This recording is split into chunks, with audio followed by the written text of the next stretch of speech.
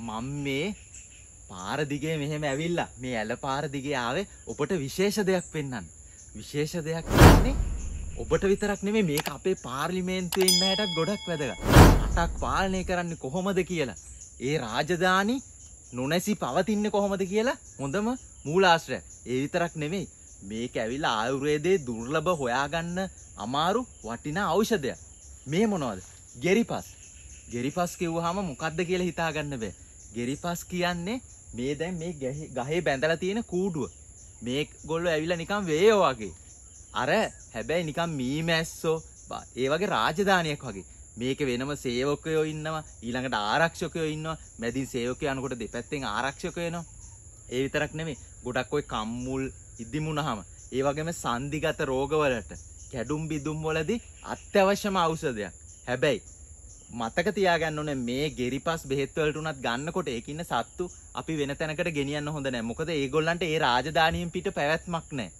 ඉතින් ඔවුන් තමන්ගේ රාජධානිය නිර්මාණය කරන්නේ. ඔබ දන්නවනේ මීමැස්සෝ නිර්මාණය කරන්නේ උගේ ඇඟෙන්ම ගන්න ශ්‍රාවයකින්.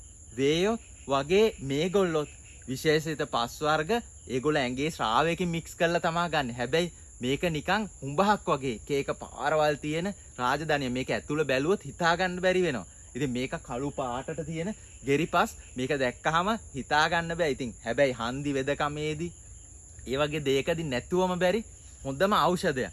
ඉතින් අපේ බෙහෙත් ශාක ගැන විතරක් නෙමෙයි මේ වගේ දේත් අධ්‍යයනය කරන්න ඕනේ. මේවා එන්න වඳ වෙනවා. ඔය හැබැයි කැලෑබැද ප්‍රදේශවල නම් ගෙරි පෝලිං වගේ යනවා. මේගොල්ලෝ සාමාන්‍යයෙන් අපේ නිවස් වලට කිට්ටු වෙන්නේ නැහැ. හැබැයි ඉතින් හොඳ උදාහරණයක් අපි මීමැසි ජනපදයක් මේ ගෙරිපස් ජනපදයක් මේව බැලුවොත් අපිට අපේ රට පාලනය කරන අයටත් ගොඩක් ආදර්ශයක්. ඔවුන් තමන්ගේ වර්ගය වෙනුවෙන් හැම දෙයක්ම කැප කරලා තමන්ගේ ඒ රාජධානිය ආරක්ෂා කරනවා. ඇත්තට මේ වතුර පාරත් එක්ක තමයි මේක තියෙන්නේ. ඉතින් මට හිතුණා මේක අපේ වත්තපල්ලෙහා දැක්ක වෙලාවේ ඔබට දැකලා නැති කෙනෙක්ට පේන්න. ඉතින් මේ ගෙරිපස් මේ ගෙරියෝ කියන මේ කූඹි වර්ග දැකලා නැති අයට දැනගන්න අනිවාර්යෙන් මේ වීඩියෝ එක ෂෙයා කරන්න. ඔබට විතරක් නෙමෙයි ඔබේ යාළුවන්ටත් වැදගත් වෙයි. ඉතින් බෙහෙත්තක් මේක ඇත්තටම ගොඩක් ආයුර්වේදයේ අත්‍යවශ්‍ය බෙහෙතක්.